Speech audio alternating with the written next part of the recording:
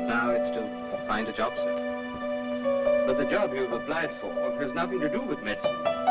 No, sir, but I also did botany for my science degree. Do you like flowers? Not unconditionally. Some I like, some I don't. Does the term mitochondria suggest anything to you? It's a botanical term, sir. Mitochondria are small, thread-like bodies in cytoplasm. Who was the Prime Minister of England at the time of independence? Whose independence, sir? Our independence. Thank you. What would you regard as the most outstanding and significant event of the last decade?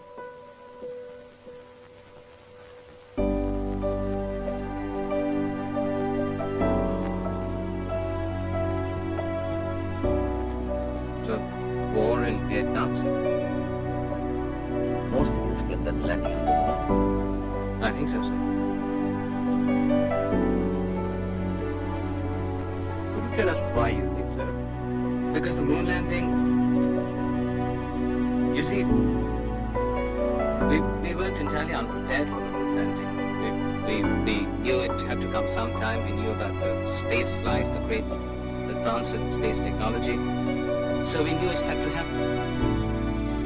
I'm not saying it wasn't a remarkable achievement, but it wasn't unpredictable. The fact that they did land on the moon. Do you think the war in Vietnam was unpredictable?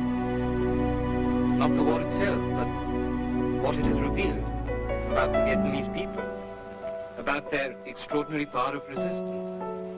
Ordinary people, peasants, and no one knew they had it in them. And this isn't a matter of technology, it's just plain human courage. And it takes your breath away.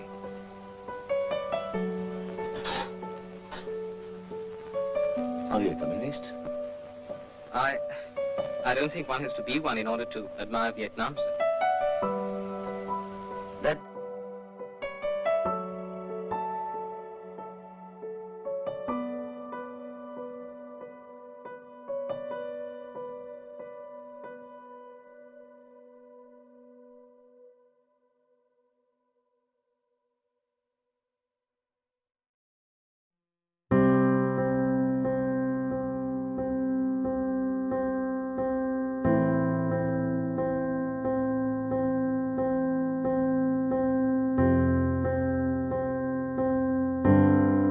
select this particular period of time?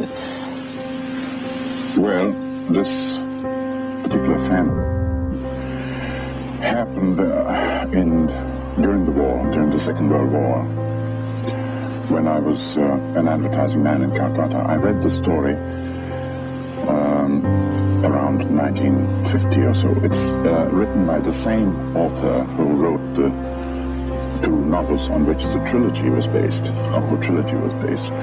He's a great writer. He's one of my favorite writers, and I had read the book then, and I had memories of this particular famine, although I was living in the city.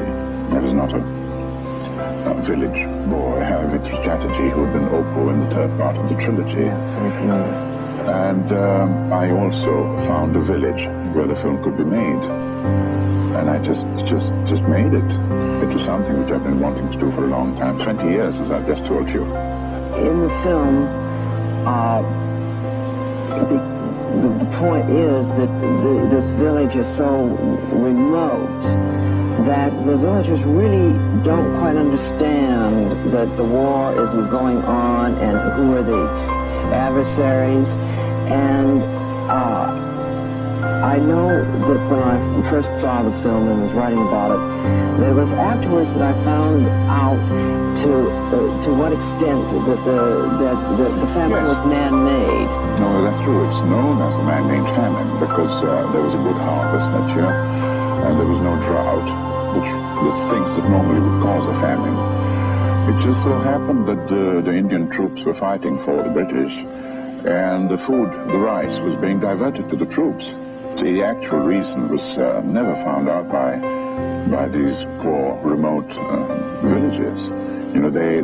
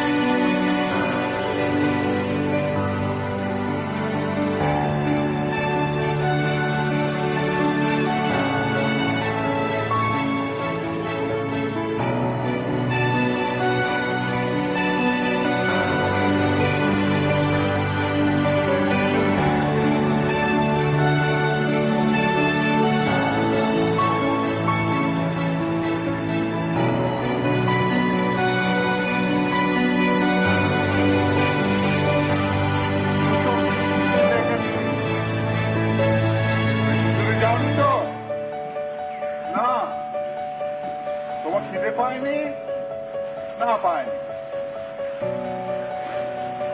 না পায়নি বলে ওইদিকে আবার রওনা দিলে আরো সব ডাকার আছে তখন মা বলছে আমরা কিন্তু একটু পরেই খাবো তুমি চলে এসো হ্যাঁ ঠিক আছে ওই পিছন থেকেই বলো পিছন ফিরেই বলো হ্যাঁ ঠিক আছে একটা হাত তুলে হ্যাঁ ঠিক আছে হ্যাঁ কি আমি দুটো গিরগিটি দেখেছি বেশি দূরে যাওনি তো তোমার খিদে পায়নি না পায়নি করে ঘুরে যাও না পায়নি করে ঘুরে যাও আবার রওনা দাও আমরা কিন্তু একটু পরেই খাবো তুমি চলে এসো আচ্ছা Okay. That's it. এসো আরেকবার করে নে আমি দুটো গিরগিটি দেখেছি বেশি দূরে যাওনি তো তোমার খিদে পায়নি না পাইনি করে ঘুরে যাও আমরা কিন্তু একটু পরে খাবো তুমি চলে এসো আচ্ছা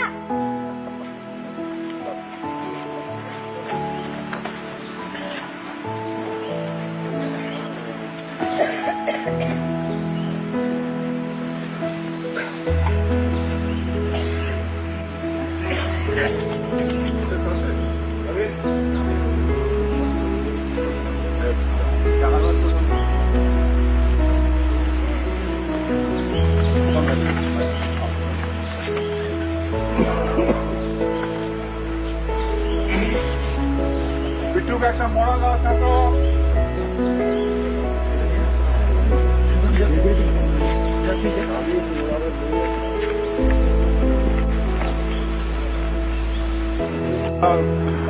You get ready now?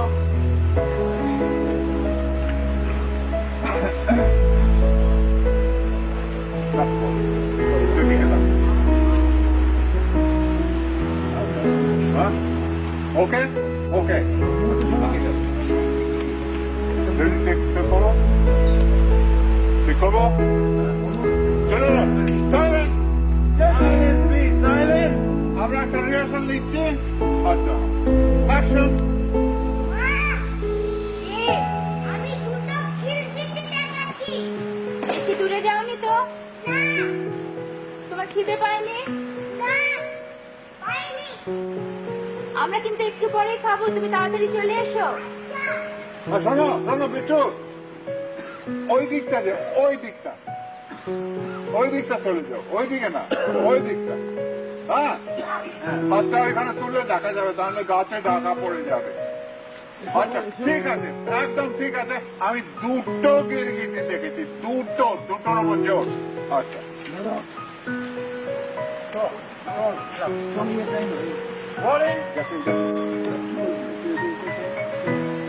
Running. 946, take one. Action.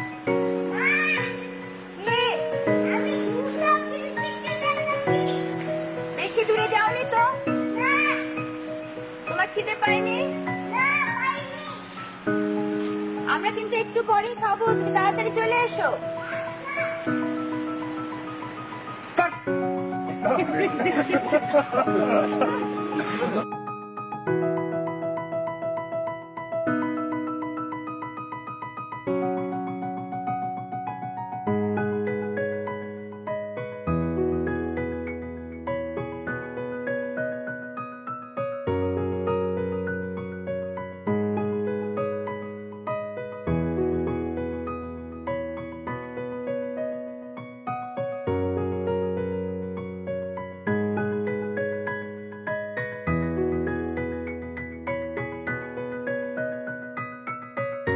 Sodepur গিয়েছিলাম গঙ্গার ধারে বাড়ি বাবা একটা জানলার ধারে বসে আছেন আমি পাশে বসে বাবা বললেন স্টিমার যাচ্ছে আমি ঘর থেকে ছুটে বাইরে খোলা চত্বরে বেরিয়ে এসে গঙ্গায় স্টিমার দেখলাম তারপর একবার গিরিডি গিয়েছিলাম সেটা সোদপুরের আগে না পরে মনে নেই এই স্মৃতিতে অবশ্যই বাবা নেই আছে উশ্রী নদী আর আমাদের বুড়ো চাকর প্রয়াগ আর আমি উশ্রীর বালি খুঁড়ে জল বার করছি এমন সময় একটি ছোট্ট দেহাতি মেয়ে এসে সেই জলে হাত ধুয়ে গেল বাস এইটুকুই।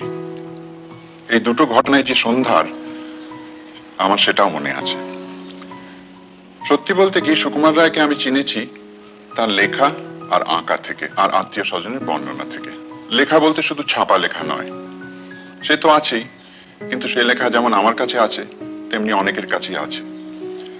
সাহিত্যিক সুকুমার রায় তো আর কারোর একার সম্পত্তি নয়। আর কোনো বাংলা বই সম্বন্ধে কথা বলা চলে কিনা জানি না। আর তারপরেই শুরু হচ্ছে সেই আশ্চর্য মানহানির মোকদ্দমা, যেখানে চমকের পর চমক একেবারে শেষ পর্যন্ত।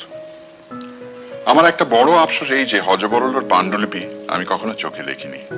সেটা যে কোথায়, এবং হযবরল আর আবুল তাবুলের মূল ছবিগুলো যে কোথায় তা কেউ জানে না। আরো আফসোস এই যে আমার বিশ্বাস পাণ্ডুলিপি থেকে বা একটা লেখার খসড়া থেকে একজন লেখক সম্বন্ধে অনেক কিছু জানা যায়। তাছাড়া চিঠি, ডায়েরি ইত্যাদি তো আছেই। দুঃখের বিষয় সুকুমার রায় কোনো ডায়েরি লিখে যাননি। এটা আমাদের পরিবারের কেউই লেখেননি, কেবল একজন ছাড়া। ইনি ছিলেন আমার ছোট কাকা সুবিমল রায়। তবে এই ডায়েরিতে কোনো আত্মসমীক্ষা স্থান পায়নি। ছোট কাকা বছরের পর বছর একই রকম ডায়েরি লিখে গেছেন, যাতে সকাল থেকে শুরু করে রাত্রে শুতে যাবার আগে পর্যন্ত তার প্রতিদিনের কার্যকলাপের পুঙ্খানুপুঙ্খ বিবরণ পাওয়া যায়। সুকুমার রায়ের কোনো দিনলিপি নেই। যা আছে তা হলো কিছু নোট বই, কিছু পারিবারিক চিঠি, একটা হাতের লেখা পত্রিকার দুটো সংখ্যা, কিছু নাটকের পাণ্ডুলিপি আর একটি খেরোর খাতা। এর মধ্যে হাতের লেখা পত্রিকা দুটোই সবচেয়ে পুরনো। পত্রিকার নাম ছিল 32.5 ভাজা। দুটো সংখ্যারই মলাট সুকুমার রায়ের আঁকা। তার বয়স তখন 17 কি 18।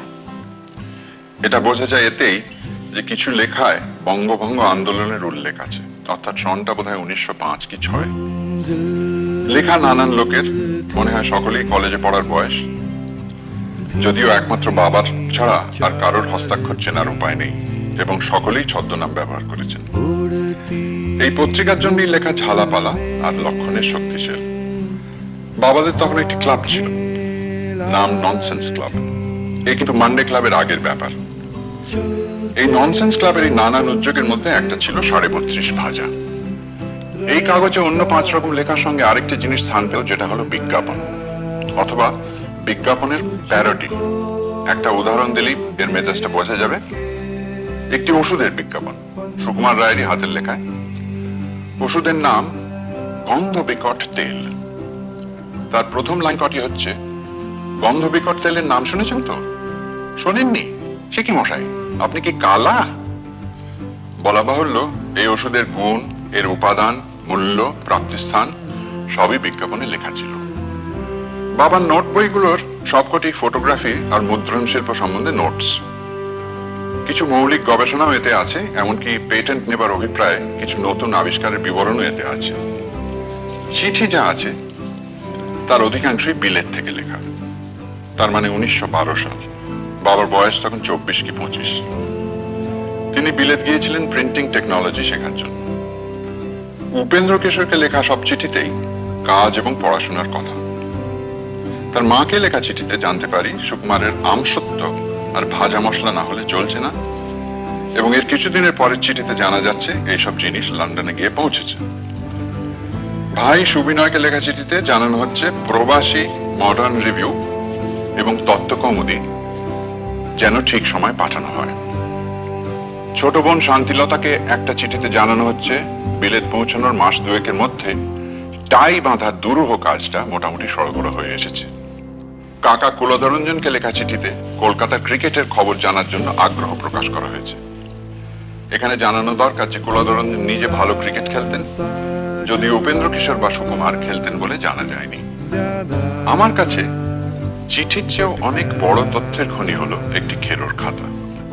আমি নিজে চিত্রনাট্য লেখার জন্য শক্ত বাঁধাই খেরোর খাতা ব্যবহার করি, কিন্তু বাবার এই খাতাটা ভাঁজ করে দড়ি দিয়ে পাকিয়ে রাখা যায়, যাকে সাধারণ মুদির খাতা বলে। এ হলো সেই জিনিস। খাতার রং এককালে ছিল লাল, এখন খয়েরি। প্রথম পাতা খুললে দেখা যাবে ডাইনে উপরের কোনায় ইংরেজিতে লেখা আছে মে 1918। নিচে ডাইনের কোনায় ইংরেজিতে লেখা সুকুমার রায়। মাঝখানে অনেকটা জায়গা জুড়ে খাতাটির 7 রকম নাম লেখা হয়েছে: পুরো খাতা, ফালতু খাতা, এমনি খাতা, জাবেদা খাতা, খসড়া খাতা, বাজে খাতা আর হিজিবিজি খাতা। খাতার আদ্যপ্রান্ত দেখলে এবং পড়লে বোঝা যাবে এর প্রত্যেকটি নামই সার্থক। প্রথম পাতা উল্টোলেই বাঁদিকে দেখা যাবে একটি কবিতার খসড়া।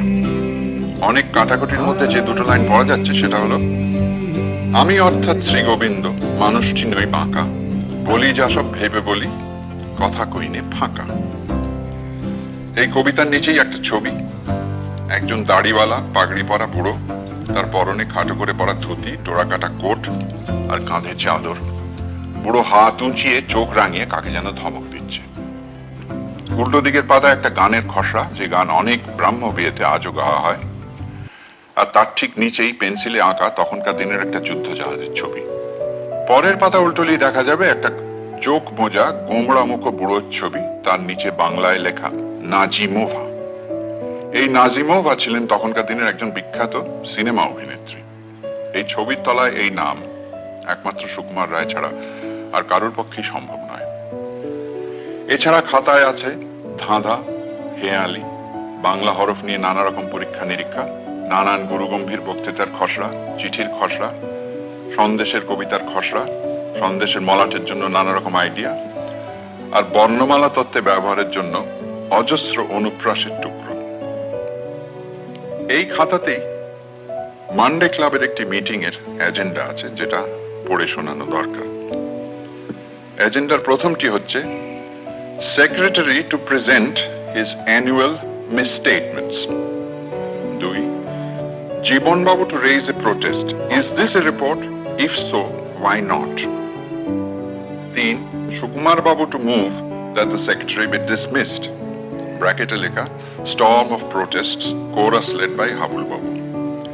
এবং সবশেষে সমবেত কণ্ঠে, God save the secretary. বাবার সঙ্গে আমার পরিচয় হয়নি ঠিকই, কিন্তু এইসব খাতা, কাগজ, নোট বই আর চিঠি তাকে আমার খুব কাছে এনে দিয়েছে। এগুলো এবং তার প্রকাশিত বইগুলো হাতের কাছে থাকায় তার অভাব আমি কোনোদিন বোধ করিনি। আর এগুলোর সঙ্গে আমার পরিচয় কোনোদিন ফুরবার নয়, ফলে তাকে বুঝতে পারার কাজটাও শেষ হবার নয়। এতক্ষণ আমার বাবা এই পর্যায়ে সুকুমার রায় সম্পর্কে বললেন তারই পুত্র সত্যজিৎ রায়। আকাশবাণী, কলকাতা।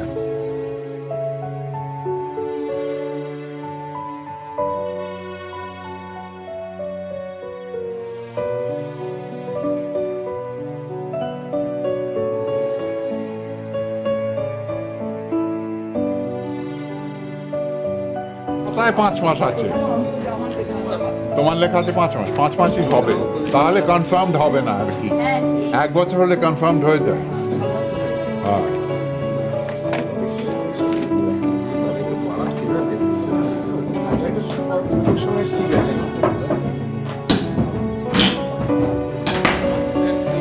কি হচ্ছে? বাপরে বাপ,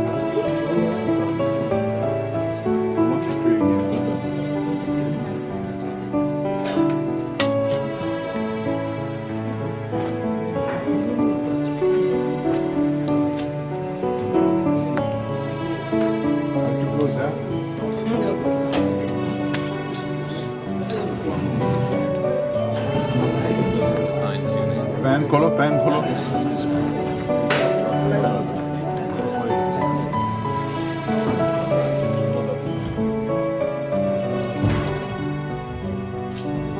टाइट, ओके बाबू, এটা কাটলো না, ছাড়ো না।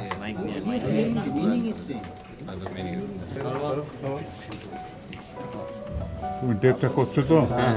কত F8? 5.6 হয়ে যাবে না? হ্যাঁ, হয়ে যাবে। হ্যাঁ,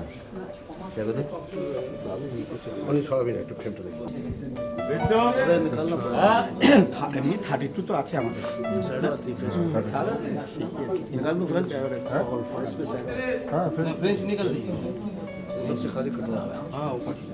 নিচ থেকে লেন্সটা কাটো তো।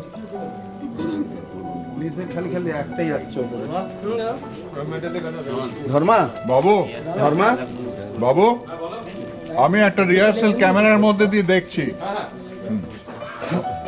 আচ্ছা লাইট রেডি হলে বলো দুঃখী সারোটা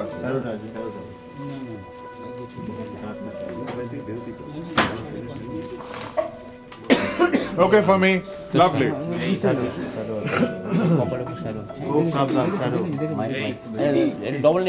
সুজিত তুমি পাচ্ছ আমি এখান থেকে একবার দেখে নিলাম এখন দিয়েছেন না হ্যাঁ এখান থেকে দেখে একটা দূরে কি দিয়েছেন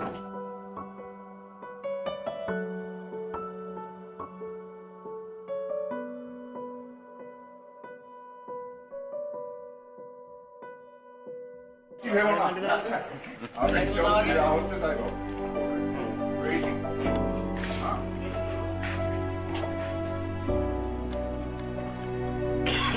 Guys, man.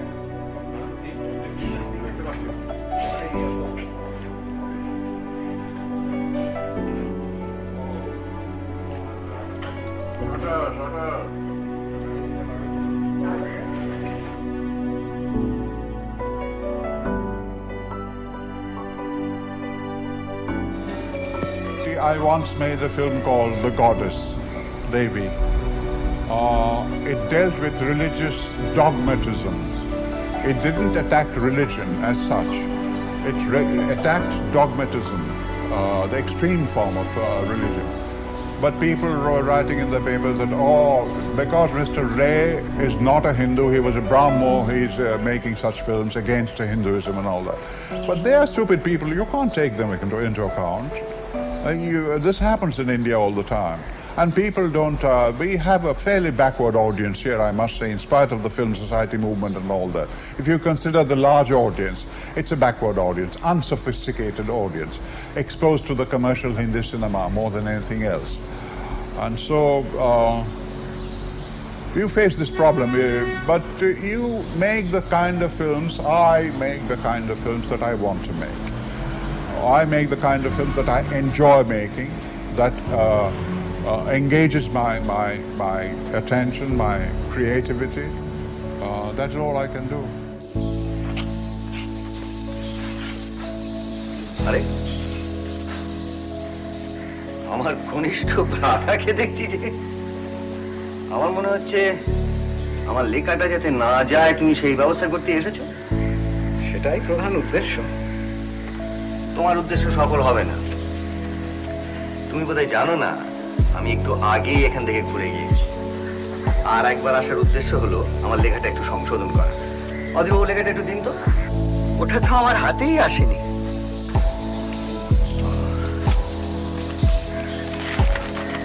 আমার লেখাটা কাল জনবার্তায় যাচ্ছে। শহরে যে মহামারীর আশঙ্কা দেখা দিয়েছে সেটা লোকে জানে না, কাল জানে।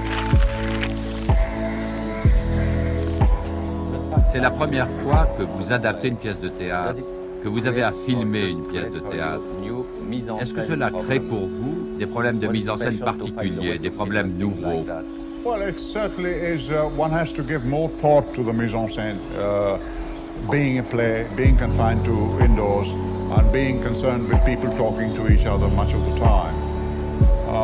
I think I have managed to solve that. I think I've managed to solve that. There are considerable, for instance, in the newspaper office, there's lots of entrances and exits. People come, the editor is sitting in his chair, you have first the doctor coming, then the daughter coming, then the brother coming, then again the doctor coming. So there are shifts of angles. The camera also was on a dolly much of the time. So it was doing little movements this way, that way, in order to change the point of view. With every new entry, the angle was changed so that you would have a new background. And there was also the question that the sheer development of the drama was already had a certain holding power. One was interested in what would happen to, for instance, when the doctor arrives and the younger brother is sitting there. He says, I see you've come. You've come to prevent my article from being published, huh? like that, you see, then you want to see how the situation develops, you see. That's an interest. That applies only to a drama, to a play, to a drama, where you are held by the development of relationships to that extent. But the handicap of a play is still there. Words, words, words. Words, yes, it is. It is. But why can't you have interesting words? Why can't you make people listen to words? Why shouldn't they? I have seen plays by, well, Little Foxes is an example, William Wyler, which 12 Angry Men in one room. I had 4 or 5 rooms in one large public meeting place, but 12 Angry Men is just one room. It's because the words are so interesting, the characters are so interesting, the development is so interesting that it holds your interest. What more do you need? I mean, it's cinematic already. It's plastic, you see, the human face is plastic. It's plastic. You photograph it that way. And you see, there's one trick in 12 Angry Men. It suddenly starts raining and everybody closes the window, the light changes. So there's one moment where there's a change brought in for the sake of breaking the monotony. And here there's a lot of change in my film. There's a lot of changes. Night scenes, day scenes, newspaper office, this and that, public meeting. But will you say that cinema can be made with words? I believe so. I have believed that ever since I saw some of the plays, some of the films made from plays, by really successful films made from plays. I have believed that with first-rate acting and first-class dialogue, you can achieve this.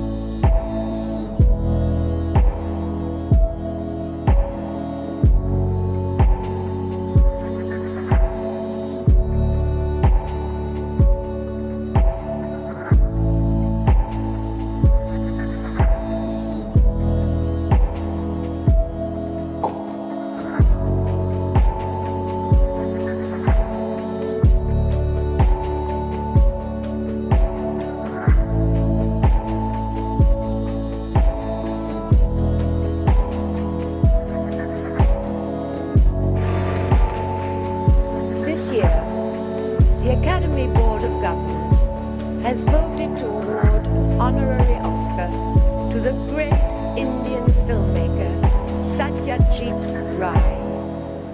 Mr. Ray has been making films for almost 4 decades. The Academy recognizes Mr. Ray's rare mastery of the art of motion pictures and of his profound humanism, which has had an indelible influence on filmmakers and audiences throughout the world. Well, it's an extraordinary experience for me to be here tonight to receive this magnificent award, certainly the best achievement of my movie-making career. As a small schoolboy, I was terribly interested in the cinema, became a film fan, wrote to Diana Durbin, got the reply, was delighted, wrote to Ginger Rogers, didn't get a reply. Then, of course, I got interested in the cinema as an art form, and I wrote a 12-page letter to Billy Wilder after seeing Double Indemnity. He didn't reply either. Well, there you are. But I have learned everything I've learned about the craft of cinema from the making of American films. I've been watching American films very carefully over the years, and I love them for what they entertain, and then later love them